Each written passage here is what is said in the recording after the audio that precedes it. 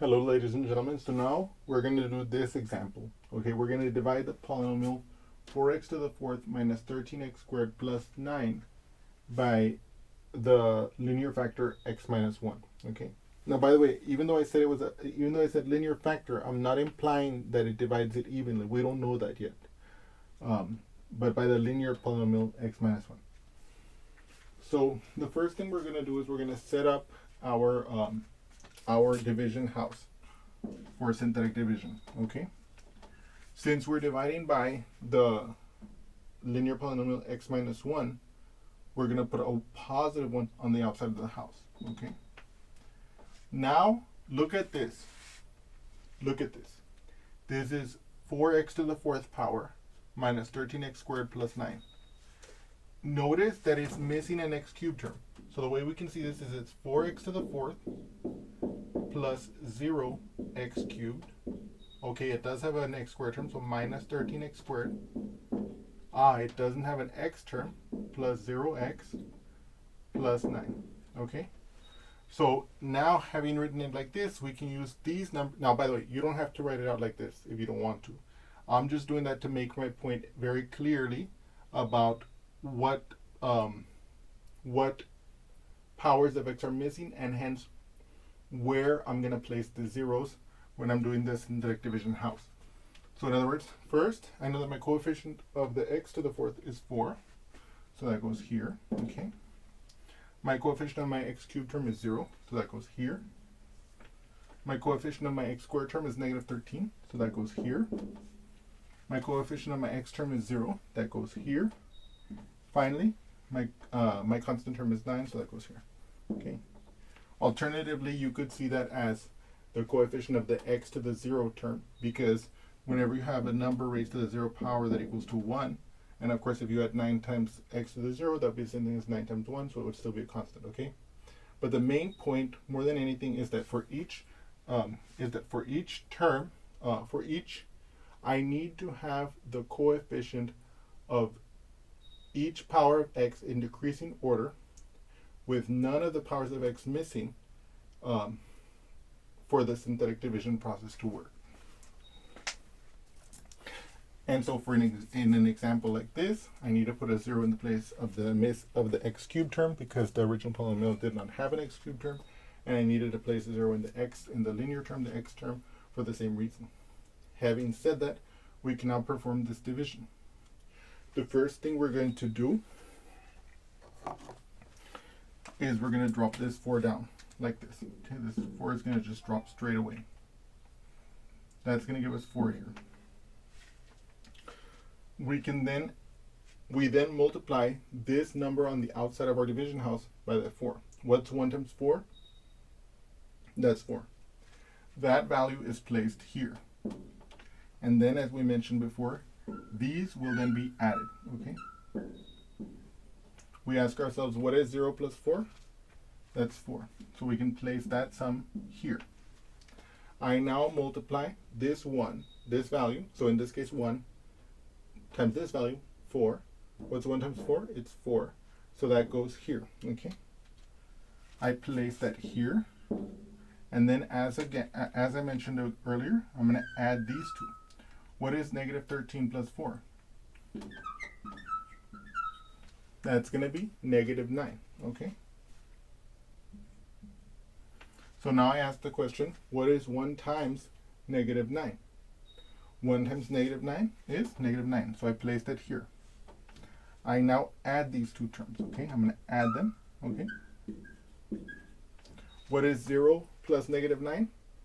0 plus anything is that thing. So 0 plus a is a for any real number. So 0 plus negative 9? Negative 9. Now I ask, what is 1 times negative 9? It's negative 9, like this. Now I add these two, okay? If I add these two, then I get, what's 9 plus negative 9? That's 0, okay? So now we have completed the synthetic division of this problem, and we can immediately see what the division result of this would be. We recall that in this case, we're starting with an x to the fourth power polynomial. And since we're dividing by a linear polynomial, the degree goes down by 1, of course, as we expect it to. So we can write this quotient, and again, here this remainder 0, okay? So we can write the quotient, what goes here, as 4x cubed plus 4x squared minus 9x minus 9, okay? Now, briefly, I want to mention in passing that by the remainder theorem, this also tells us that f of 1 is equal to 0, where f of x is equal to the 4x to the fourth power minus 13x squared plus 9, okay? So we got that from this synthetic division as well. This is by the remainder theorem, okay? Okay. But the reason why I'm saying it in passing is because this particular example is going to let us see something else that's going to pop out at us if we look at it carefully. So now let's look at this very carefully here. Look at this here.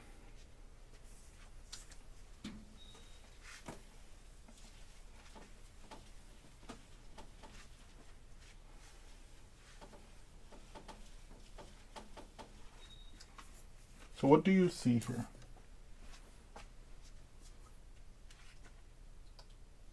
What I want you to notice, okay, is that somehow it looks like this might be amenable to factoring by grouping. If I can pull out or factor out a 4x squared from these two terms, what do I get? I get 4x squared times, what times 4x squared gives me 4x cubed? X. What times 4x squared gives me plus 4x squared?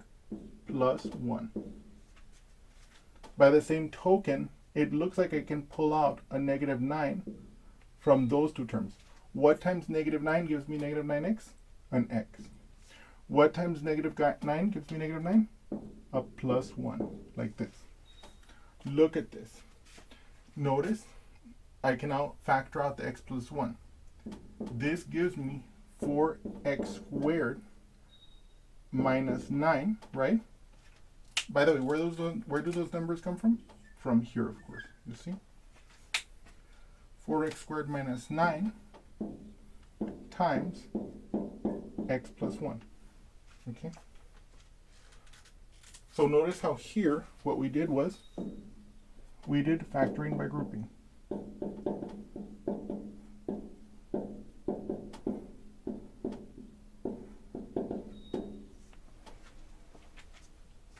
Now, I want you to notice something. Does anything else seem interesting about this that we've seen so far? Look at this. Look at this.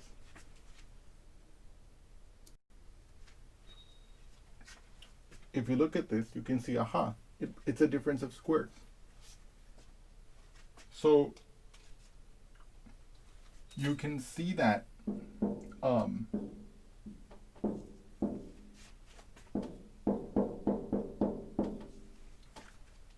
you can see that 3 squared is 9, and 2x in parentheses squared is 4x squared. So you can write this as 2x plus 3 times 2x minus 3. Okay. And so here we did factoring by grouping. Here we expanded this term into this by using the difference of squares. And so we can now, and of course, we know that this term is equal to this one, okay? And so we can now finally say that this polynomial, the 4x to the fourth power minus 13x squared plus 9 is in fact equal to this times this.